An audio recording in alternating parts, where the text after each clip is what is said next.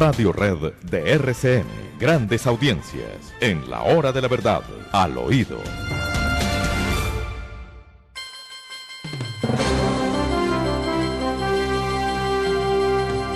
No habíamos querido anticiparnos a la noticia, entre otras razones por temor de que fuera como tantas una noticia falsa.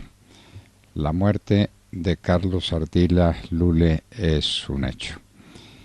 Y es un hecho la desaparición de uno de los grandes colombianos de nuestro tiempo. Sobre eso que no quepa ninguna duda. Carlos Ardila Lule estaba, digamos que parcialmente retirado de los asuntos empresariales que tenía que manejar, pero era su palabra, era su consejo, era su voz la que primaba sobre cualquiera otra consideración. Carlos Ardila Lule. Es una pena para los colombianos que tengamos que enfrentar esta noticia, porque personas como él no se repiten con facilidad. Personas como él no aparecen en el horizonte de un país con frecuencia. Carlos Ardila Lule ha fallecido. Se fue muy poco tiempo después de su adorada esposa y parecería que ambos se pusieron una cita para ir a encontrarse en el seno de Dios.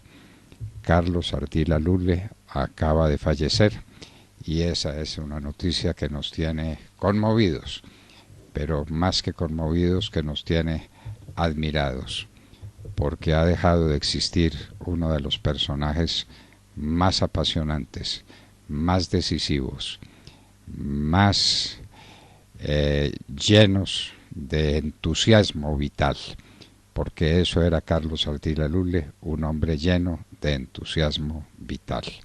Se nos ha ido Carlos Ardila Lule y esperamos muy pronto que se le rindan los homenajes y que el país esté dispuesto a reconocerlo como uno de los grandes de Colombia de mucho tiempo. Bueno, pues, queridos doctor amigos, Fernando, sí, cosas Lemar. para decir respecto del doctor Ardila, quien ha sido y fue el gran empresario colombiano. Estudió ingeniería civil en la Universidad Nacional de Colombia, con sede en Medellín. Empezó a trabajar en el negocio de las bebidas gaseosas, con una vinculación que tuvo con, recuerda usted, la compañía de gaseosas Lux S.A., que hoy hace parte de Postobón. El doctor Lule inicialmente se desempeñó como gerente de la planta de gaseosas Ardila Lux Lule, y posteriormente Ardila Lule. El doctor Ardila se desempeñó como gerente de la planta de gaseosas Lux y posteriormente en el 54 llega a la dirección de la compañía y acompaña el proceso de la bebida gaseosa sabor a manzana. Creo que todos recordamos y siempre tenemos algo que ver con el sabor de la gaseosa manzana, como también de la colombiana, una de las gaseosas insignia de la compañía Postobón, una de las compañías que fue fundada por este gran empresario colombiano, que hoy todos recuerdan y saben que ha dejado un gran legado, no solamente desde la persona humana, desde su pensamiento, desde su emprendimiento, sino también desde las compañías que logró fundar, cerca de 80, con más de 40.000 trabajadores en todo el país. Un empresario inigualable. 40.000 trabajadores. Eso es una tarea. Eso es una tarea. Esa es una función. La función del empresario, que es la función del creador, del hombre que saca de la nada, porque Carlos Ardila no era un hombre de una familia ilustre, de una familia muy importante de Santander, pero no era un hombre particularmente rico.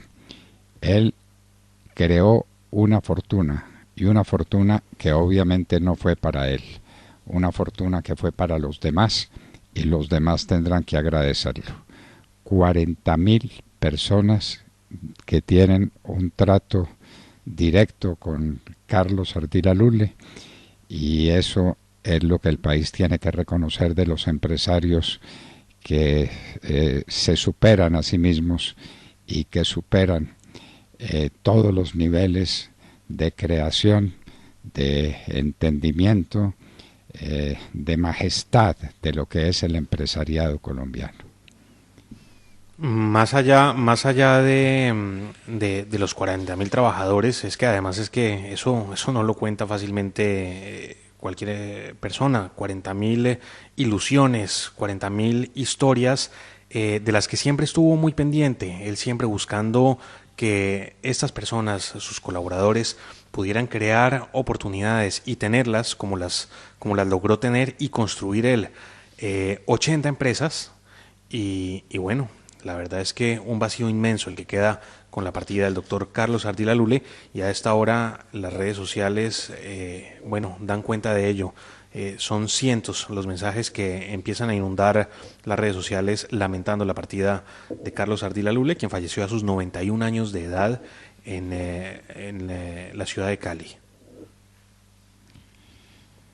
Carlos Ardila Lule ha fallecido. No quisiera uno dar esa noticia, en la hora de la verdad nos demoramos hasta tanto fuera confirmada y hasta tanto sus empresas y su familia dieran por hecho este acontecimiento esperado, pues porque todos nos tenemos que morir, pero este acontecimiento que uno quisiera que se pospusiera para siempre. Los grandes no debieran fallecer, pero ese es el destino de la raza humana, el fallecimiento. Grande como fue como empresario, grande como fue como trabajador, como creador de gigantescas empresas en el último tiempo, de las empresas del azúcar en Colombia, así grande es Carlos Ardila Lule cuando nos deja, cuando se va de nosotros. Pues, doctor Fernando, pasando de esta noticia triste, si les parece, damos una revisada a otros asuntos. Acaba de aparecer la encuesta Inbamer Poll. Está midiendo la intención de voto sobre los precandidatos que hoy ya suenan en la baraja para suceder al presidente Iván Duque. ¿Les parece? Les doy algunos de los resultados. Tenemos lo siguiente. Sigue, Gustavo Petro sigue manteniendo la intención de voto en Colombia. Gustavo Petro hacía en noviembre del 2020 tenía un 25,9% de favorabilidad en el voto, luego en abril se disparó al 38,3%, pero vuelve a una tendencia de caída y está en estos momentos con el 30,2% de favorabilidad en la intención del voto. Le sigue Sergio Fajardo, que tiene un 14,5%, la mitad de lo de Fajardo, de lo de Petro. Después viene Rodolfo Hernández con el 11%. De no creer. Increíble. Rodolfo Hernández, sí. Tercer puesto, increíble. Y sigue la... Tengo mis dudas, pero bueno, en fin. Aquí hay varias cosas que son bien interesantes o llaman mucho la atención. Ya las van a ver ustedes. Después de Rodolfo Hernández con el 11% viene Juan Manuel Galán con el 10%.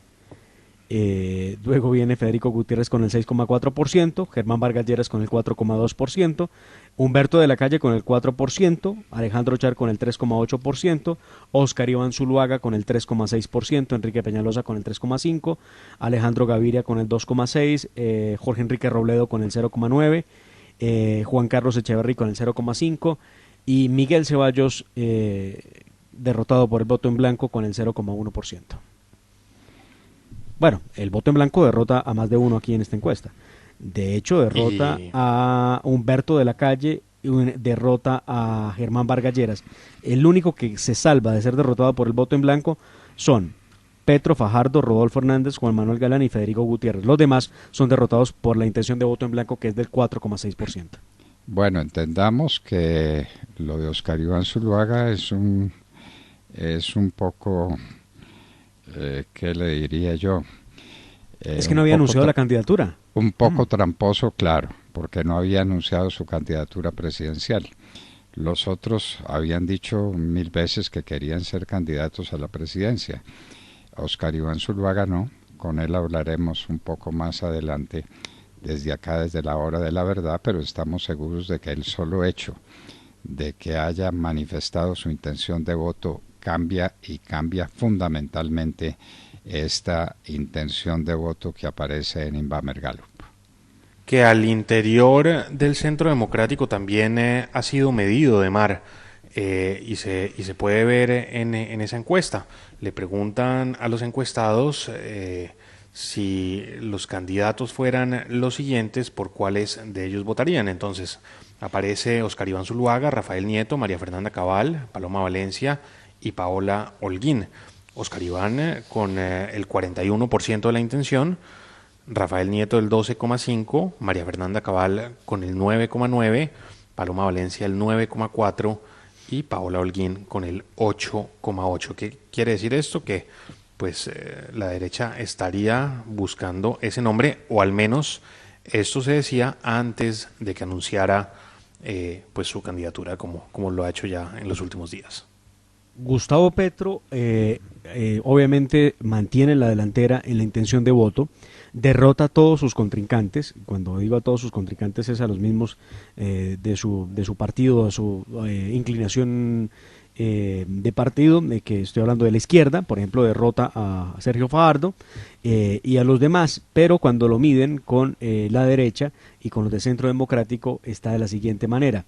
Contra Oscar Iván Zuluaga, Petro gana 65,6 frente al 29,2 de Oscar Iván Zuluaga. Y contra la senadora María Fernanda Cabal gana 69,2 frente al 24,6. Bueno, Petro aparece en todos los escenarios como el ganador de las elecciones del 2022 a la presidencia. Bueno, no sabemos qué gracia es la que le encuentran los colombianos a Gustavo Petro y cuál es la razón que mueve a tantos a manifestarse de esa manera. Aquí hay también unos efectos, el efecto simplemente de arrastre y de permanencia en un punto de vista. No creemos pues que esto sea ni determinante ni mucho menos, pero que tampoco sea una posición actualizada de lo que la gente quiere con respecto al destino de Colombia, porque uno se pregunta, ¿y Gustavo Petro qué es lo que propone? ¿Qué es lo que quiere? ¿Qué es lo que busca? ¿Cuál es su punto de vista sobre los grandes problemas nacionales? Y la respuesta es que no hay respuesta. Es así de sencillo. De manera pues que estamos muy prontos todavía para hacer una manifestación y ya lo veremos cuando se sepa cuál es la posición del país frente a la candidatura de Oscar Iván Zuluaga, con quien estaremos en unos minutos, ¿no? Así es, y también la encuesta presenta la desaprobación y aprobación de la gestión del presidente Iván Duque. La desaprobación del presidente Iván Duque pasa del 63,2 al 67,6% y baja su aprobación del 33,1 al 29,3%. A ver, eso último no lo entendí, ¿cómo es? Baja la aprobación de gestión del presidente Duque del 33,1 al 29,3%. 33, es que había entendido 23, okay. 33. Del 33 al 29,3. Al 29, muy bien. Sí. ¿Qué otra noticia importante hay en esta encuesta de Inbamer Gallup? Bueno, también tenemos respecto a la implementación del acuerdo, tema que hoy es noticia, doctor Fernando, por cuenta de las declaraciones precisamente del doctor Oscar Iván Zuluaga a una emisora colega, donde él decía que estaba de acuerdo con la implementación del acuerdo entre las FARC y el gobierno. Le preguntaron a los colombianos si iba por buen o por mal camino. Por mal camino el 70,9% y solamente el 19,2% cree que las cosas van por buen camino respecto de ese tema. Han hecho otra pregunta sobre el conflicto y sobre el tema de las FARC. Durante la historia de la guerra con las FARC en Colombia, ¿se considera usted víctima del conflicto armado, sí o no? Sí, el 31,3%, no el 68,1%. El tema de si usted está de acuerdo o no con solucionar los problemas con diálogo con grupos armados organizados o con la guerrilla, el 68% dice que hay que insistir en diálogos de paz, el 26,6% dice que no, que hay que derrotarlos militarmente. Bueno, pues interesante encuesta que seguiremos revisando con más detalle. El problema más grave en Colombia hoy, el narcotráfico. El 78,9% lo cree así, el 9% cree que no, ese es el problema más grave. ¿Cómo es? Le sigue, ¿Nos quiere repetir? Sí, señor. El narcotráfico sigue siendo el peor problema que hay en Colombia con el 78,9%. El 9,9% no lo cree o no lo ve así. En su orden de prioridades, fuera que el gobierno nacional lo entendiera así, ¿no? La mayoría cree que siendo ese el mayor problema, la mayoría cree que es Gustavo Petro el que va a acabar con ese problema. Acabar con el narcotráfico. Sí. Ya, pues. Pero yo no sé, esto me parece. Unido como estuvo a los narcotraficantes y a Pablo Escobar en particular cuando asaltó el Palacio de Justicia. Entonces ahora es el hombre destinado por la providencia para acabar lo que él ayudó a fundar y lo que él ayudó a construir. ¿Y por qué no estaba en la toma del Palacio de Justicia? Porque estaba preso. Una buena razón para no estar ahí, ¿verdad? Increíble. Miren ustedes, en ese orden de prioridades de las cosas más graves, le sigue, me llama mucho la atención, la deforestación o la tala de árboles en Colombia, con el 78%. Luego viene el manejo de los migrantes venezolanos, la calidad y cubrimiento de salud, la guerrilla, que tiene solo un 73%, digo solo respecto del narcotráfico, porque creería uno que estarían muy pegadas ambas situaciones.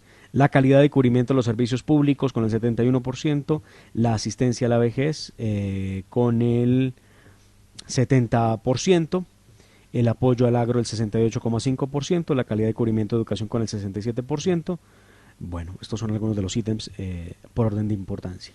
Y obviamente la corrupción, oigan ustedes, es el problema más grave, aparte de los que acabo de leerles a ustedes, como el narcotráfico. La corrupción encabeza el renglón con el 93%. Ese es el gran problema de Colombia. El 93%. Y ahora, después de los últimos escándalos, Dios nos tenga de su mano. ¿Qué va a pasar con ese escándalo de Mintic?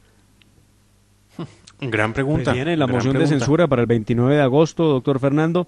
Pero es que es muy complejo, ¿no? En Colombia anuncian la moción de censura en contra de la ministra Karen Abudinem, y quien le va a hacer el debate de moción de censura es un señor representante de la Cámara que en su momento fuera capturado por llevar cocaína en sus maletas en el aeropuerto de Río Negro. Es una cosa, este país... ¿Quién es? Un representante por el Partido Verde, que en su momento fue capturado por portar cocaína. No sabemos en qué terminó el proceso, si lo declararon, seguramente no lo declararon culpable, algo tuvo para defenderse. Pero yo creo que se está adelantando todavía el proceso. Que el proceso se sigue. Yo creo que no ha culminado. Bueno, ese es el que le está adelantando el debate de control político a la ministra Karen Abudinem, quien de una u otra forma pues termina siendo responsable, doctor Fernando Sergio, por lo que hubiera ocurrido, bien sea que hubo una omisión o una acción por parte de algún funcionario del ministerio. Bueno, pues ya veremos. ¿Qué es la historia de que no alcanzó agosto para aprobar la reforma tributaria? Si agosto apenas está llegando a la mitad de mar.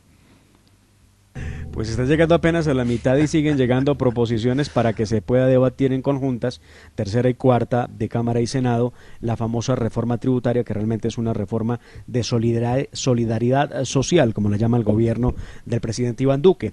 Los tiempos no han cuadrado y no van a cuadrar porque esta es la fecha, se acabó esta semana, que termina el 13 de agosto y aún no tenemos el primer debate adelantado en ninguna de las comisiones para poder empezar el trámite del proyecto.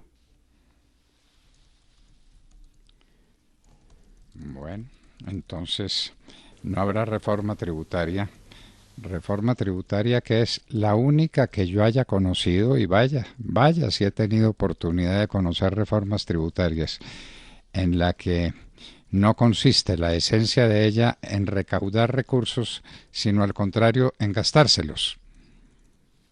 Bueno, así es. ¿Y de qué manera? Sí, ¿y de qué manera? No se ve el recorte, una reforma que se queda coja, no es una reforma estructural como lo requiere el país, pero bueno, pues ya veremos entonces qué ocurrirá con esto. Las calificadoras de riesgo han estado muy pendientes de la evolución de ese debate, pero bueno, Vamos a ver en qué termina eso y el liderazgo de todo esto. El ministro del Interior, yo sinceramente no lo he visto últimamente, no sé si ustedes tienen noticia del ministro del Interior, que uno esperaría estuviera pues de cabeza en este tema junto con el ministro de Hacienda. No lo hemos visto. Al ministro Palacios no lo hemos visto activo y debiera estarlo mucho precisamente de cara a esta trámite de la reforma tributaria en el Congreso de la República.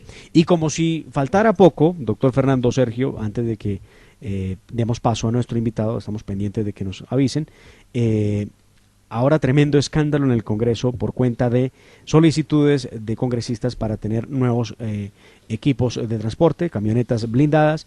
Pues resulta que la UNP ya ha dicho, al parecer, que no tiene en su stock la manera de poder alquilar camionetas Toyota Prado TX o TXL, que son las camionetas que usualmente le entregan a los congresistas en Colombia.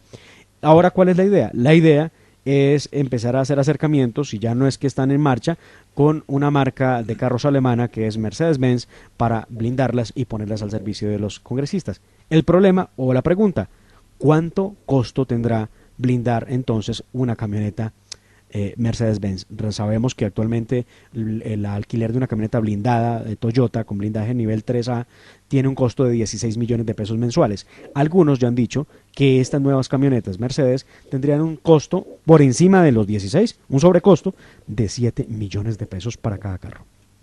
¿De cuánto de mar? 7 millones de pesos más. O sea, súmele a 7 más. 7 más. 23. Quedaría por ahí en 23 cada camioneta de cada congresista. 22. Bueno. Al mes. Bueno, entonces ya veremos pues qué ocurre en esa materia, y les repetimos que estamos conmovidos, extraordinariamente conmovidos, con la noticia de la muerte del doctor Carlos Ardila Lulli.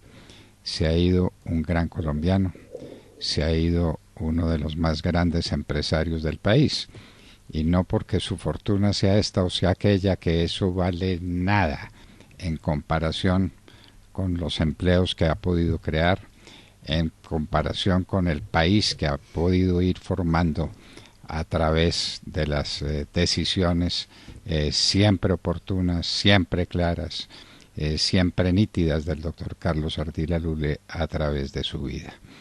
Esperamos hablar muy pronto con el doctor Oscar Iván Zuluaga, para quien la pregunta obvia va a ser esa, porque Oscar Iván Zuluaga es no solamente él un empresario importante, sino de una familia excepcional de empresarios colombianos. Lo que valen los empresarios colombianos es la capacidad de creación de riqueza, de creación de oportunidades de trabajo, de creación. El empresario es el que crea. Esa es fundamentalmente su tarea. Y ese hombre, ese gran creador de empresas, se nos ha ido. Carlos Ardila Lulli tenía 91 años de edad, era un hombre de edad avanzada, pero siempre, hasta el último momento de sus días, estuvo pendiente de lo que pasaba en el país, de cuál era la situación de los colombianos, de cómo podía influir en ellas. Y en un minuto estaremos, sí señores, como se los prometimos, con el precandidato a la presidencia de la República, Oscar Iván Zuluaga. En un minuto. Si tienes una pequeña o mediana empresa, súmate a Banca Pymes del Banco Agrario e impulsa tu negocio. 7 de la mañana, 47 minutos.